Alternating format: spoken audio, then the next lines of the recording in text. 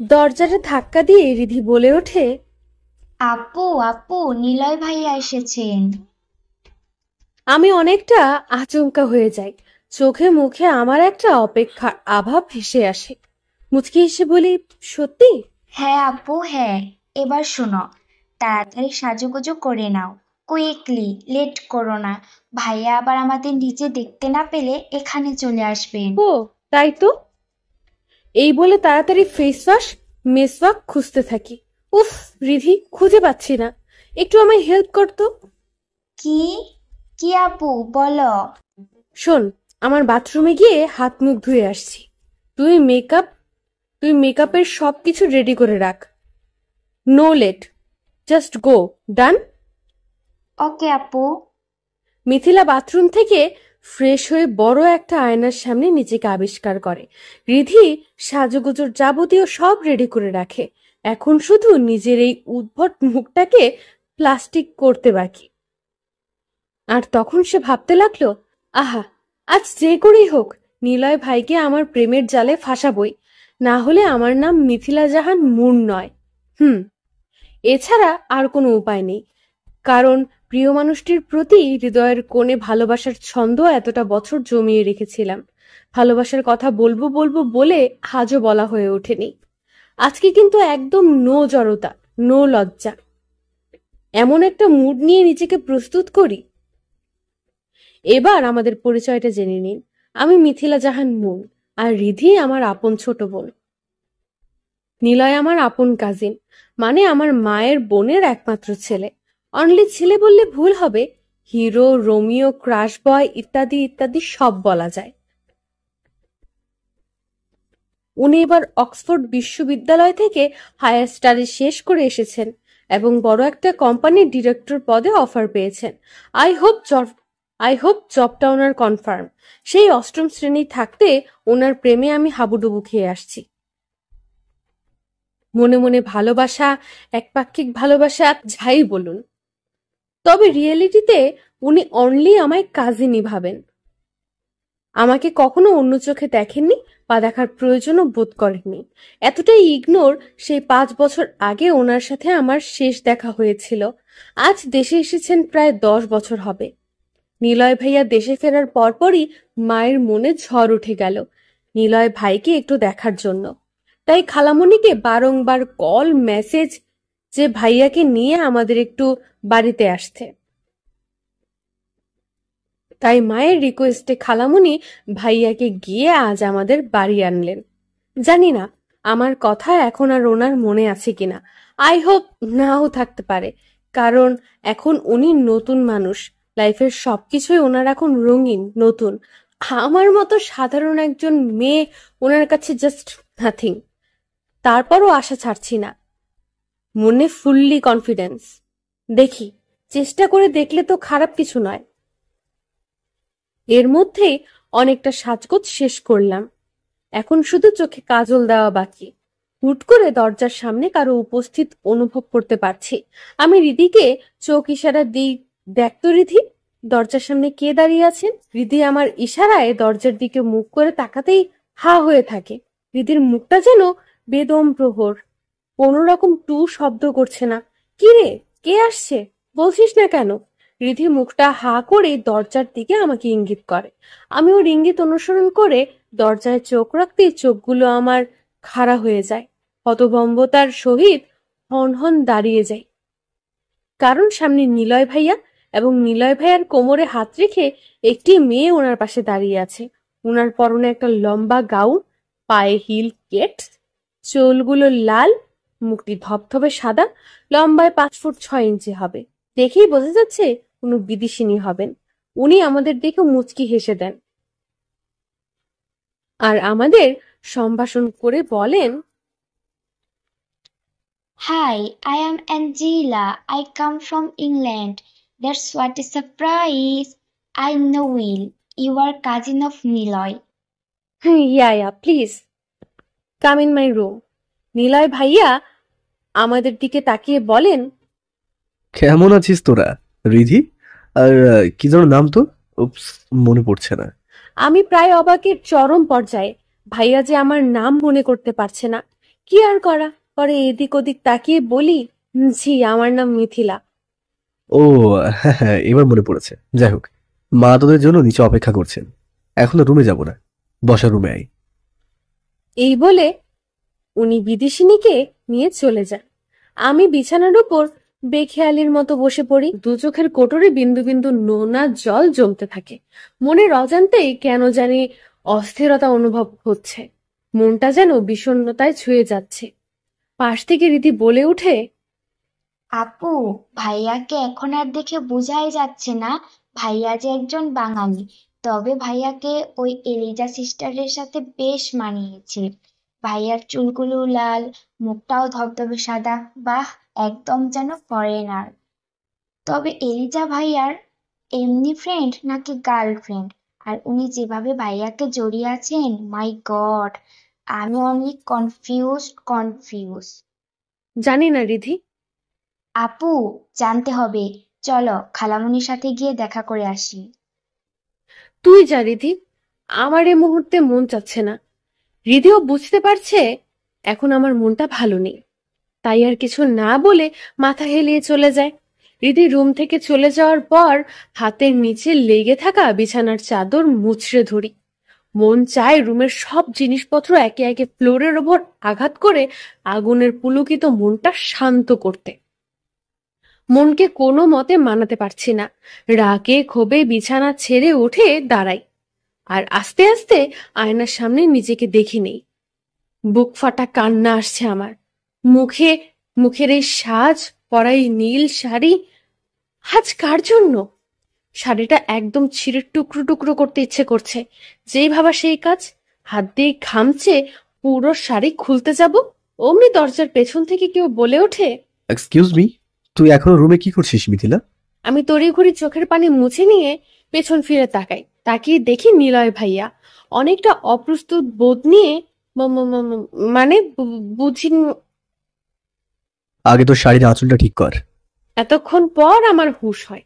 আমি যে তখন শাড়ির আঁচল অর্ধেক সামনে থেকে সরিয়ে নিয়েছি। তাড়াতাড়ি আঁচলটা সামনে এঁটে নেই। লজ্জায় কাচুমাচু খেয়ে নিচের দিকে তাকিয়ে থাকি। এত লজ্জা পেতে হবে না, মা তোকে ডাকছেন। এ বলে উনি শয়তানি হাসির ছলে স্থান পরিত্যাগ করলেন। আর আমি সঙ্গের মতো খাড়া। মন চায় মাটির সঙ্গে মিশে যেতে। হায় আল্লাহ, লজ্জায় এখন ওনাকে কিভাবে মুখ দেখাবো। শরীরটা অনেকক্ষণ অবধি ঝিমঝিম করতে থাকে। তবে খালামণি অনেক দিন পর আমাদের বাড়িতে আসছেন। এখন দেখা না করলে খারাপ দেখাবে। উপায়ন্তর না পেয়ে মনস্থির করি খালামণির সাথে দেখা করেই। খালামণির সাথে দেখা করবই। আয়নার সামনে গিয়ে অগোছালো চুল, শাড়ি, মুখের মেকআপ ঠিক করে নেই। তারপর রুম থেকে বেরিয়ে ওনাদের সামনে আসি, তাও মাথাটা নিচু করে। মা খালামণি আমায় দেখে মুচকি হেসে দেন। খালামণি আমাকে উদ্দেশ্য করে বলে ওঠেন, কিরে মিথিলা, আমরা তোদের বাসায় আসছি বলে বিদায় কি লুকিয়ে আসিস? চিন্তা করিস না, আমরা তোদের পাতিল খালি করব না। সবাই হি হি করে হেসে দেয়। আমি থতমত খেয়ে যাই। কি থেকে কি বলবো মাথায় আসছে না। আবার চোখ তুলে তাকাতেও পারছি না লজ্জায়। হয়তো এখন নিলয় ভাইয়া আমার দিকে তীর্যক দৃষ্টিতে তাকিয়ে আছেন তাই। হাসি থামাও তো সবে, মেয়েটিকে আর লজ্জা দিও না। মা, তুমি আমার কাছে এসে বসো। এই বলে খালামণি আমার ডান হাতটা টেনে ওনার পাশে নিয়ে বসান। আর ওদিক দিয়ে এলিজা সিস্টার আমার রূপের প্রশংসায় পঞ্চমুখ।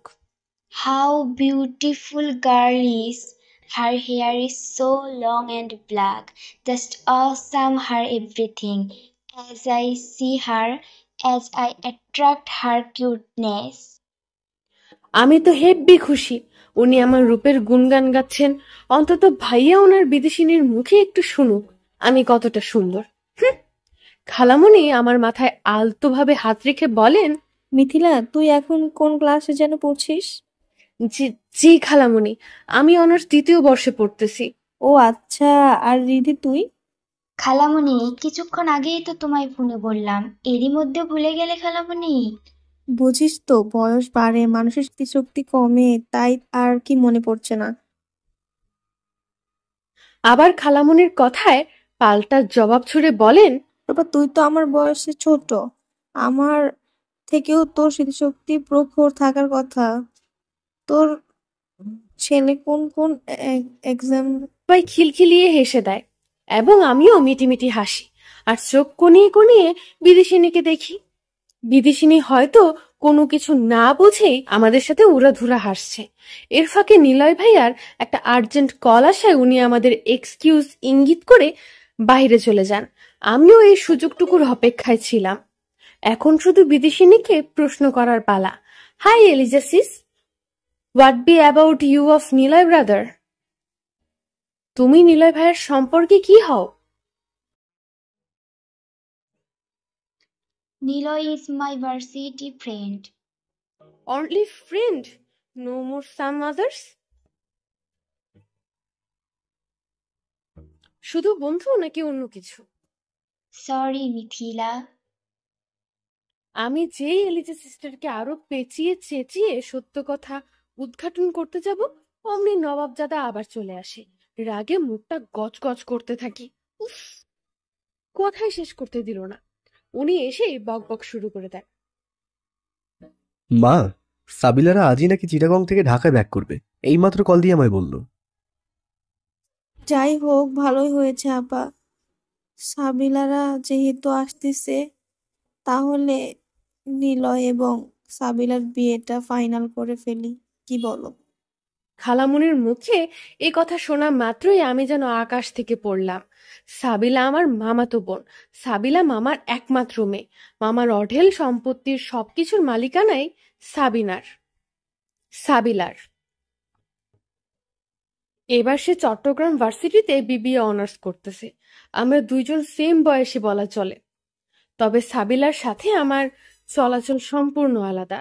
সে যেটা পছন্দ করে সেটা আমি করি না, আবার আমি যেটা পছন্দ করি ও আবার তা মোটেও ডোন্ট লাইক। আর কি, একটু মুডই ওর মুখে সবসময়। এই কারণে মাঝে মাঝে নিজেকে খুব অসহায় মনে হয়। আর ও যে স্টাইলিশ, নিলয় ভাইয়া হয়তো এখন ওকে দেখে প্রেমেই পড়ে যাবে। তার উপর কিউটের ডিব্বাও। কিন্তু এখন সবচেয়ে বেশি কষ্ট লাগছে যে খালামুনি স্বয়ং ওর সাথেই নিলয় ভাইকে বিয়ে করাবেন বলে ঠিক করেছেন। ভাবতেই পুরো শরীরের লোম আমার খাড়া হয়ে যাচ্ছে। তিলে তিলে বুকের আগুন দাউ দাউ করে জ্বলছে।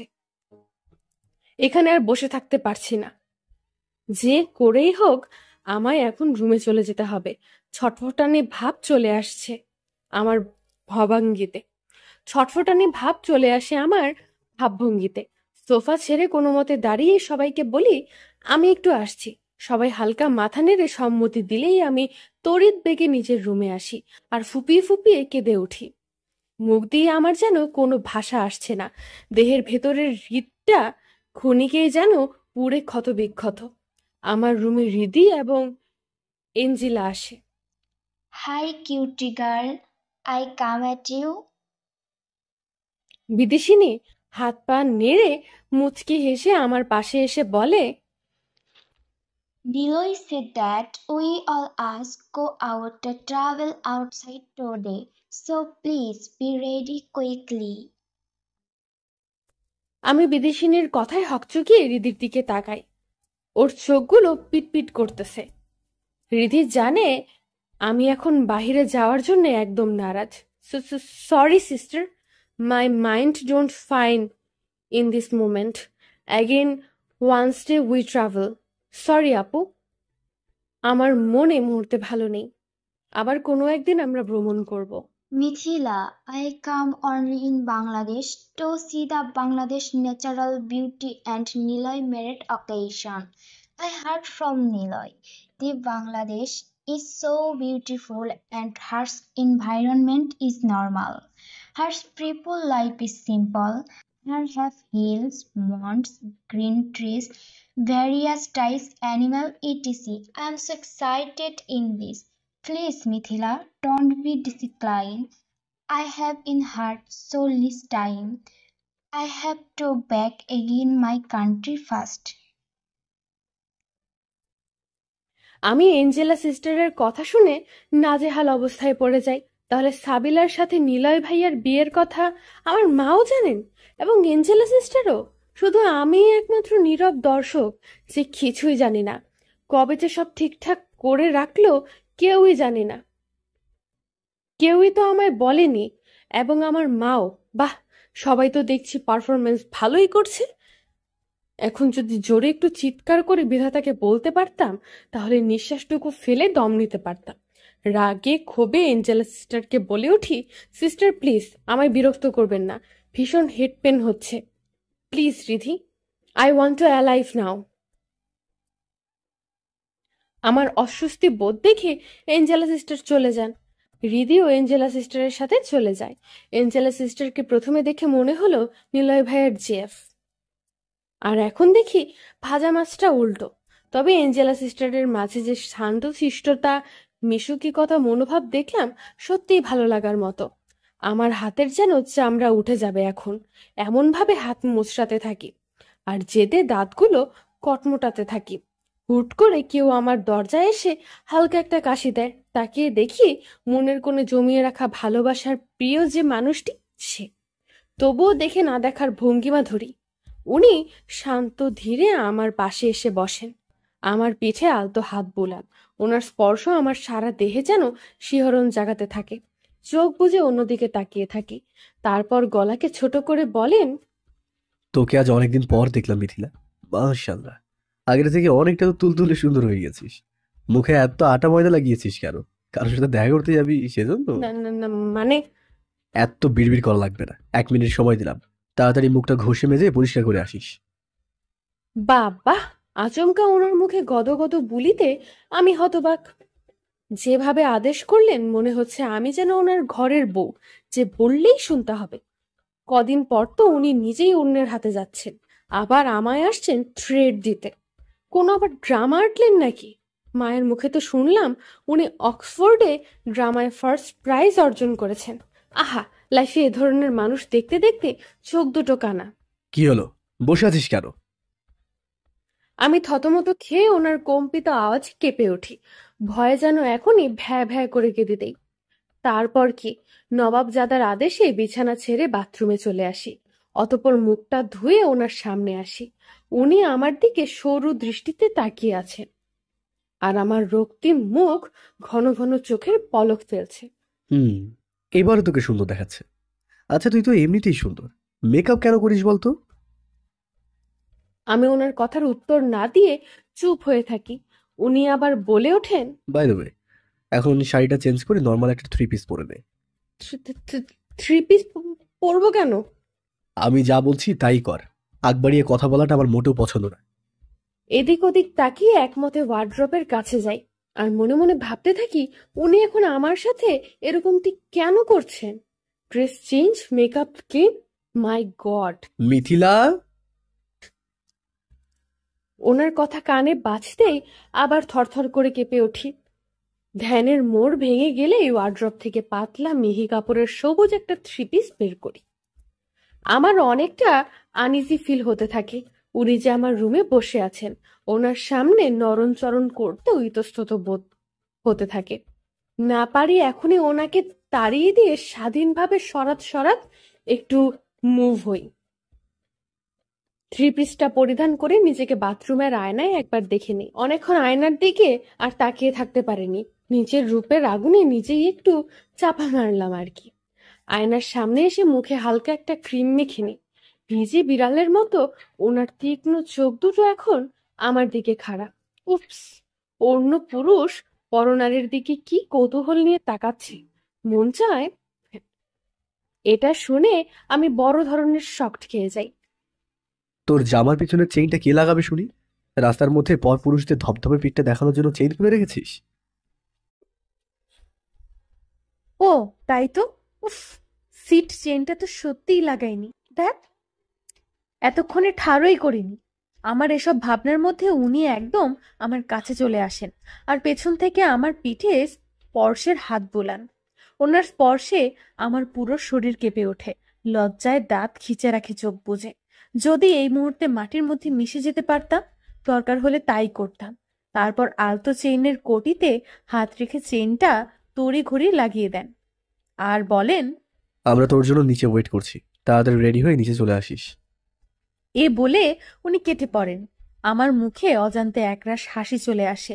লম্বা চুলগুলো এক সাইডে ফেলে দিই, চোখে গাঢ় কাজল এবং ঠোঁটে হালকা লিপস্টিক এঁটে নি। ওড়না ঠিক করতে করতে আয়নার সামনে দাঁড়িয়ে নিজেকে এক পলক দেখি। দেখা মাত্র চোখগুলো আর স্থির রাখতে পারিনি।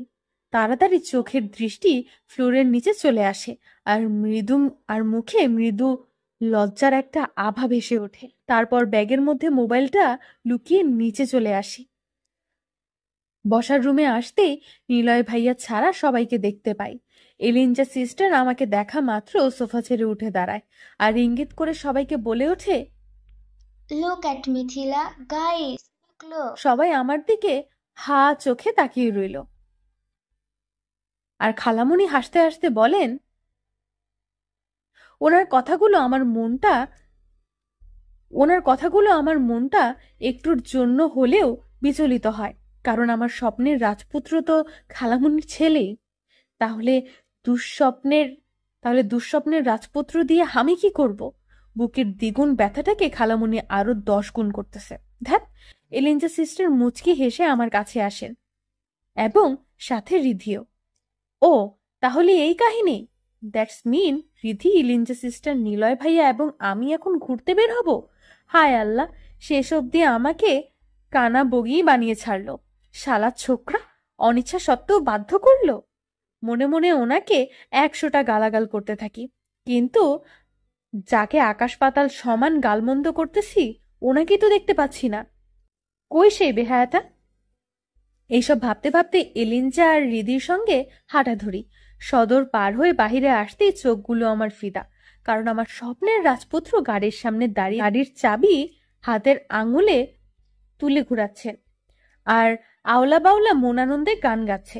আহা, কতই না সুন্দর দেখাচ্ছে আমার ক্রাশকে। চোখে কালো চশমা, গায়ে কালো গেঞ্জি, যেন হিরোকেই ফেল।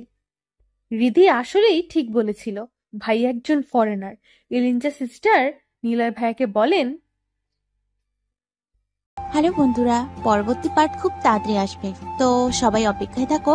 আর চ্যানেলটি যারা এখনো সাবস্ক্রাইব করোনি তারা পরবর্তী পার্ট দেখার জন্য চ্যানেলটি সাবস্ক্রাইব করে রেখো। ধন্যবাদ সবাইকে, আমাদের সাথেই থেকো।